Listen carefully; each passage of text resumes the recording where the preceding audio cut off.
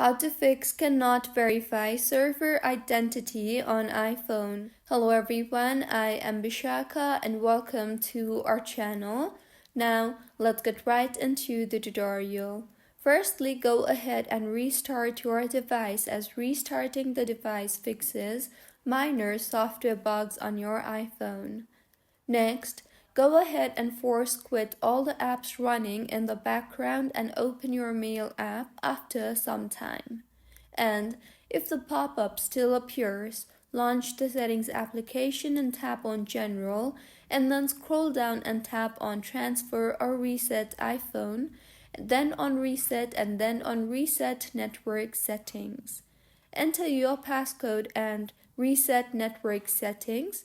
Doing this will reset all network settings and will return them to factory defaults, meaning all your Wi-Fi networks and passwords, APN and VPN settings, and cellular settings will be returned to factory defaults. Your iPhone will take an auto restart now. Also check for iOS updates in your software update settings.